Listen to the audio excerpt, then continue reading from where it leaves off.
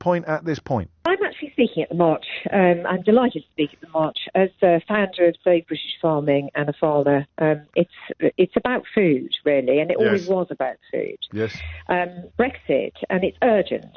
Everybody who's going, feeling the pinch of the cost of living should be there screaming to rejoin. We have to rejoin. How do you make that connection? How do you make that? You heard the last caller. He's paying more for his food than he ever has before, but he is under the impression that Brexit hasn't affected him at all. How do you make that connection? Being more reliant on imports means that we have absolutely no control over prices. It doesn't matter what they do to interest rates.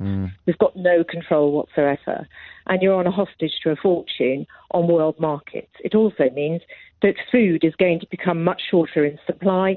World events are making that happen as well. So the global food system is in crisis. So things are only set to get worse.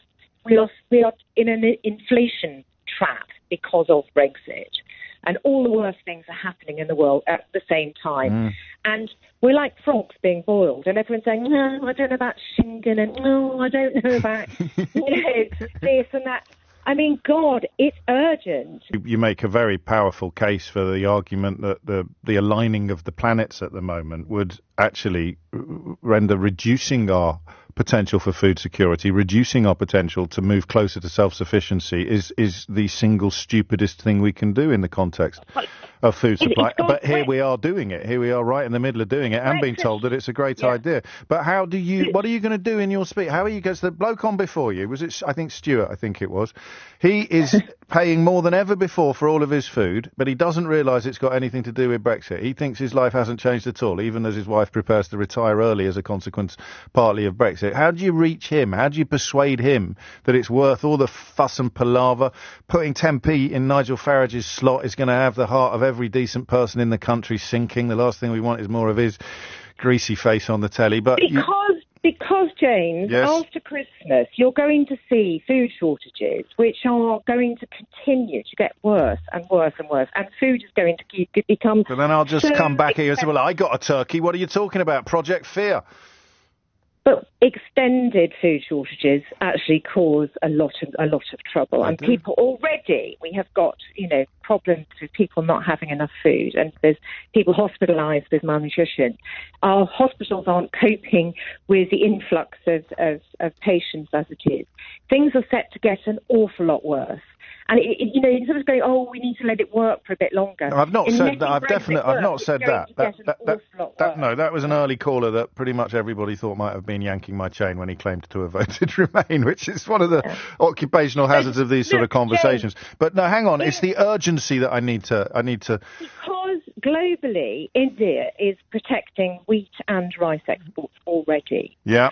And there are significant food problems. 350 million people in the world are facing starvation right now. Yeah, but with respect, people that voted for Brexit don't care about them. But they're going to be impacted by it because we're competing with world markets, as we did with the vaccine for COVID.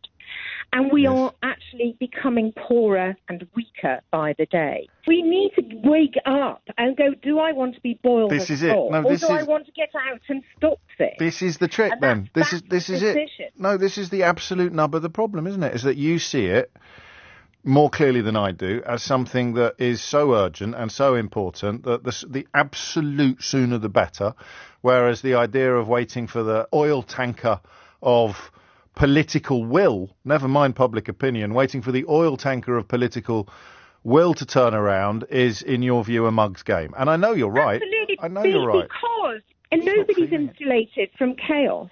Nobody. If we've got riots and people out on the street, no one's safe.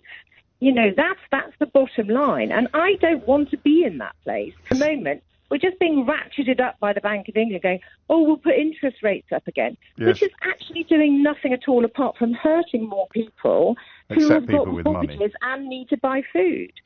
So we really need to pull the cord on this and face reality and stop all the fluff and nonsense. And the other reality is, in 2019, when Boris Johnson won that election, there was already a majority for Remain.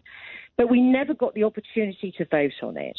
And the only way we can actually assure food at a reasonable price is by opening up free trade again with the people on our doorstep and making sure that we are part of that market again, which we're excluded from. And British farming then can begin to recover, but it will take some time for us to do that.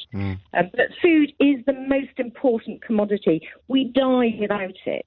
And so that's where we need to begin, because in 2016, food wasn't part of the campaign because they all lied and said it was going to be cheaper. And it's about time we looked at that and bugger Schengen. And why do we want to keep the pound? That every time I go over to Europe, I actually pay a tax because I've got to change into euros.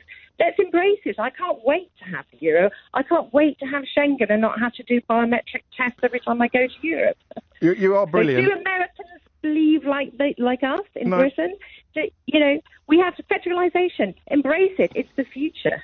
You are brilliant, and I feel a bit embarrassed for being so flippant and glib earlier in the conversation. I'm glad that I sat back and let you hit your stride. Oh, that's fine. I love a challenge, James. Anytime. I mean, crikey, I'm not really someone you need to persuade of. Well, yeah, I am actually not someone you need to persuade that you're right. I know that you're right, but the urgency actually is what you've communicated to me, and I feel a tiny bit silly now.